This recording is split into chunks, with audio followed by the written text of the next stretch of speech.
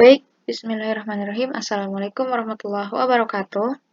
Di sini saya mewakili kelompok 21 kelas 6A dari mata kuliah Stabilitas Obat akan mempresentasikan terkait prosedur tetap dan protokol uji stabilitas yang dimana di sini kami mengambil sediaan tablet antiinflamasi yang zat aktifnya adalah prednison.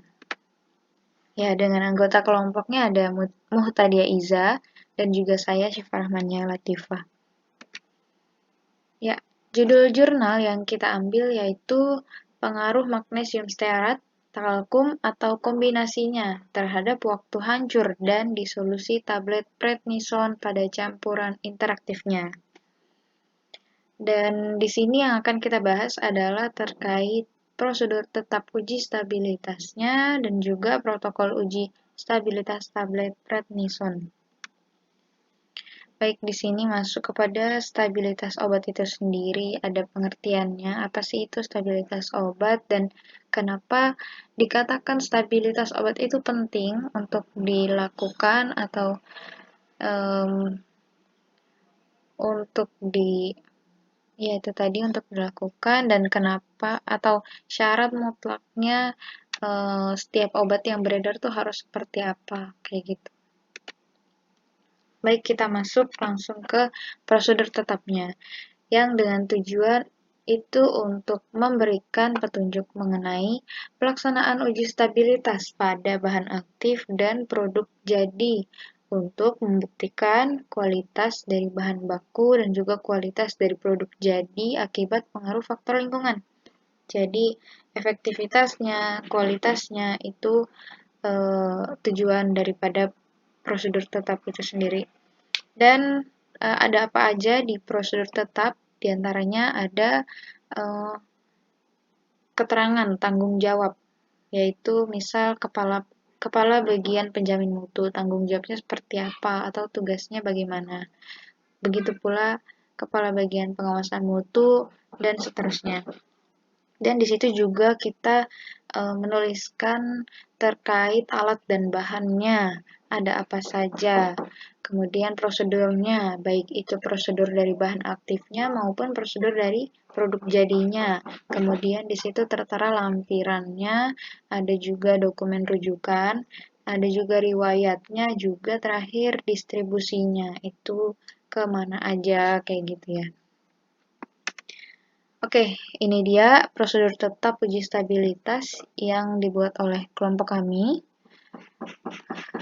Sedikit banyaknya tadi sudah disampaikan di slide sebelumnya. Iya, kurang lebih seperti itu. Baik, kita masuk langsung ke selanjutnya, protokol uji stabilitas tablet prednison. Kita langsung menuju ke alat dan bahannya ya. Di sini alatnya sudah tertera seperti yang tertulis di sini, pun juga bahannya. Bisa sambil dibaca sendiri. Baik, prosedurnya juga diantaranya dia itu yang ada di jurnal ya khususnya. Yang pertama, dia membuat mucilago amili sebanyak 10%-nya. Iya, 10% dari 200 mili kayak gitu. Kemudian dilanjutkan dengan pembuatan granulnya, granul pembawa, dan dilanjutkan dengan proses pencampuran interaktif. Nah, ini yang menjadi tolak ukur dari penelitian yang ada di jurnal tersebut terkait prednisonnya, lalu granulnya, lalu bahan pelicinnya. Yang terakhir itu adalah terkait pembuatan tabletnya. Baik, prosedur uji stabilitas yang dipaparkan di sini adalah terkait uji kualitas campuran Turner. Ya, jadi di sini pengujian terkait sifat alirnya. Juga ada uji kompatibilitas. Nah, di sini masuk ke uji sifat fisik obat, sifat fisik tablet. Yaitu ada 4.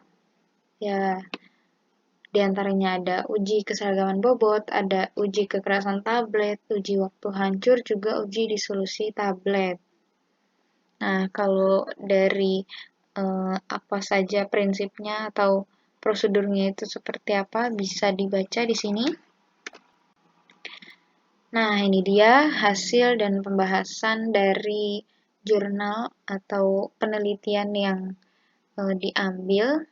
Di antaranya angka-angkanya atau hasilnya sudah tertera di sini, yang mana artinya adalah persamaan kecepatan alir tersebut menunjukkan bahwa si talkum ini memberikan pengaruh yang lebih besar terhadap kecepatan alir dibandingkan magnesium stearat. Nah, jadi di sini kecepatan alirnya eh, talkum ini lebih besar.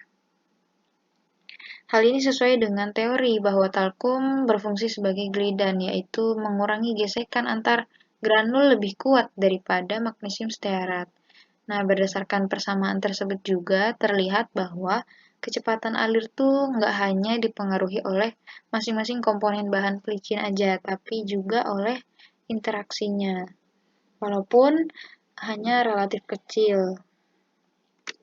Di sini juga ada hasil dari uji kompaktibilitasnya, yang mana bisa dilihat grafiknya itu hampir tidak terlalu signifikan, jadi lurus-lurus aja begitu, naiknya juga hanya sedikit begitu ya, yang mana menunjukkan bahwa di sini talkum memberikan pengaruh yang lebih besar terhadap kompaktibilitas dibandingkan magnesium stearat. Hal ini disebabkan karena ukuran partikelnya si talkum yang sangat halus, lebih halus daripada partikelnya magnesium stearat. Akibatnya, porositas massa campuran interaktif yang mengandung talkum lebih kecil daripada yang mengandung Mg stearat, sehingga kompaktibilitasnya si talkum ini lebih besar. Terlihat kompaktibilitas tidak hanya dipengaruhi oleh masing-masing komponen bahan pelicin, juga dipengaruhi oleh interaksinya lagi-lagi. Nah, di sini kenapa dia grafiknya itu lurus? Nah, menandakan bahwa pengaruh interaksi antara Mg stearat dan talkum itu relatif sangat kecil. Berdasarkan profil kompaktibilitas tersebut, terlihat bahwa talkum punya pengaruh yang lebih besar dibandingkan dengan magnesium stearat dan campurannya.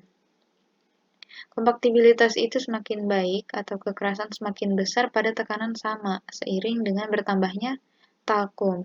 Dan untuk kompaktibilitas massa yang menggunakan campuran bahan pelicin magnesium stearat dan talkum berada di antara kompaktibilitasnya massa yang cuma menggunakan magnesium atau yang cuma menggunakan talkum.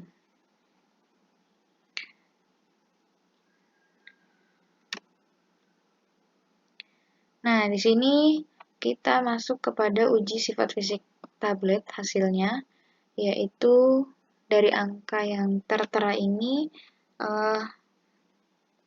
dan juga dari grafik yang ada di bawah itu cenderung hasilnya adalah garis lurus yang nandain bahwa pengaruh interaksi antara Mg stearat dan talkum relatif kecil.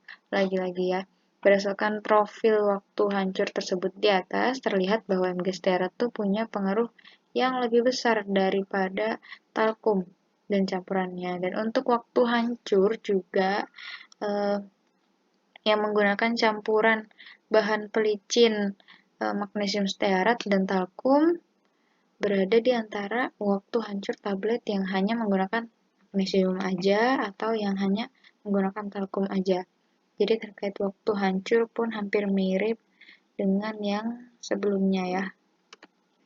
Nah, kita masuk lagi ke uji disolusi tablet prednison. Nah, di sini dari angka yang tertera juga dari grafik menunjukkan bahwa profil disolusi prednison itu cenderung dipengaruhi oleh bahan pelicin yang digunakan. F1 di sini merupakan formulanya tuh ada di grafik yang menggunakan bahan pelicin magnesium stearat. Prednison yang larut tuh lebih besar dibandingkan dengan formula yang kedua dan yang ketiga yang menggunakan bahan pelicin talkum dan kombinasinya dengan magnesium stearat. Hal ini disebabkan karena ukuran partikel talkum yang sangat halus dibandingkan dengan magnesium stearat yang memungkinkan talkum tuh lebih kuat melekat pada partikel prednison pada unit-unit interaktif dibandingkan dengan magnesium stearat. Akibatnya, setelah tabletnya hancur, partikel-partikel prednison masih terikat dengan talkum dan relatif sukar dilepaskan, sehingga makin sukar larut. Begitu. Jadi, dia di sini waktu hancurnya kalau pakai talkum jadinya lebih lama. Meskipun dia tadi punya keunggulan juga gitu ya. Jadi ada kelebihan, ada kekurangannya. Nah, selanjutnya ada uji DE, yaitu dissolution efficiency, yang mana profil DE 60 tablet prednison di atas itu cenderung berupa garis lurus juga sama ya. Berdasarkan profil tersebut terlihat bahwa Mg stearat punya pengaruh yang lebih besar dibandingkan dengan talkum dan campurannya. Di sini dari DE60 jumlah prednison yang terlarut dalam persen dalam waktu 30 menit semakin banyak seiring bertambahnya magnesium stearat. Sedangkan jumlah prednison yang terlarut dikatakan dalam persen dalam waktu 30 menit yang menggunakan campuran bahan pelicin Mg stearat dan talkum berada di antara C30 untuk tablet yang hanya menggunakan Mg stearat aja dan yang cuma pakai talkum aja. Nah, dari sini bisa disimpulkan bahwa talkum menyebabkan waktu hancur tablet campuran interaktif prednison itu lebih lama dibandingkan magnesium stearat, sedangkan interaksinya memberi pengaruh yang relatif kecil dan magnesium stearat memberi pengaruh yang lebih besar dalam menaikkan C5 dan DE60 tablet prednison daripada si talkum. Sedangkan interaksinya memberikan pengaruh yang relatif kecil. Seperti itu. Ya, kurang lebihnya mohon maaf. Assalamualaikum warahmatullahi wabarakatuh.